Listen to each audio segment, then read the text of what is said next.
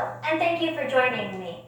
So as you know, today we're presenting our TED Talks, and my topic is, like I was saying, my topic is. At this point, you're probably getting pretty annoyed with me. You may be feeling like I'm not giving 100%. And that's because I'm not. I'm giving about 78%.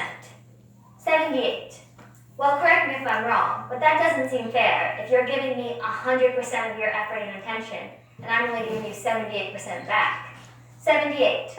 So why 78? Well, on average, the women only make 78 cents to the man's dollar. So like I was saying earlier, my topic is on the gender wage gap. So, what is the gender wage gap? The gender wage gap is the difference that a man and woman makes in the office place. It can change based on your age, your job, and your racial ethnicity. Every country has a wage gap, and what I was shocked to find is that Canada has the 7th highest wage gap overall. So, to put this in perspective, let's pretend I just graduated law school, and along with many of my male peers, I get a job at a law firm. Well, one day, discussing our wages, I come upon the gender wage gap, so I start doing my own research. Why do we even have a gender wage gap? Maybe it's because women don't have as high as an education. But in this scenario, we all graduated from the same university, from the same courses, so that can't be it. Not to mention, as of 2016, men and women have access to the same education, with women often pursuing a higher education 61% of the time. Maybe I don't work as many hours, but I work a standard 9-to-5 job. And research has shown the wage gap still exists in businesses when male and female coworkers work the same amount, meaning this can't be explained by hours or education. Either way, I haven't found an answer yet. I go back to work and continue to work, and then I tell my coworkers, I'm expecting. I'm excited until I find out. The wage gap increases when you have a child. Women who have a child compared to women who don't experience almost double the wage gap. So why do offices feel like they can use the birth of a child as an excuse?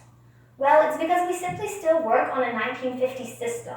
When the man would go to work, well, women would stay home, cook, clean, take care of the kid, so that when the man was at work, he had no further distractions.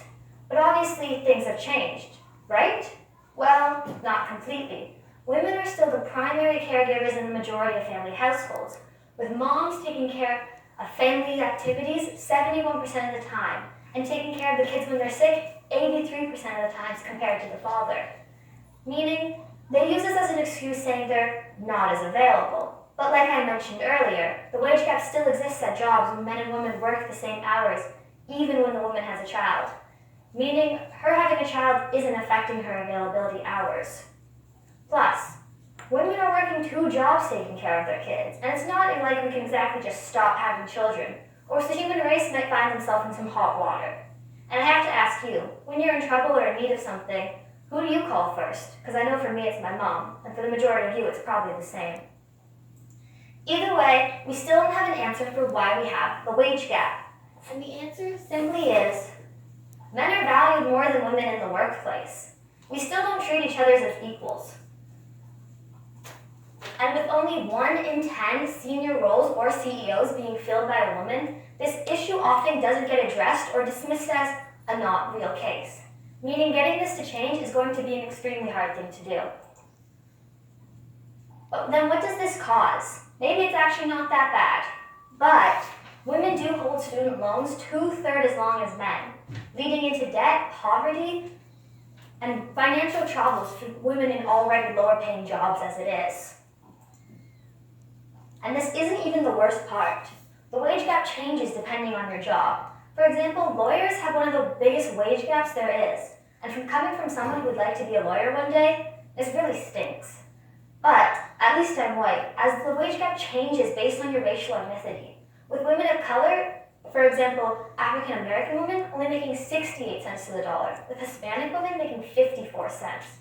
This gender inequality problem causes even further financial instability for women all over, further conceding to the national stereotype.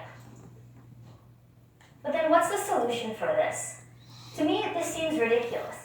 It would be like if our teachers marked us in school based off of our gender, which just simply doesn't happen. Or as everyone would have different shots and not right to the same education system. So why do we still have this in the workplace? Well, the first thing we can do to change this is giving more flexible hours.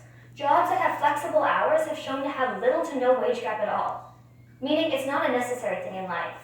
And the second thing, which seems like the more clear answer, is people need to start bringing this topic into the limelight.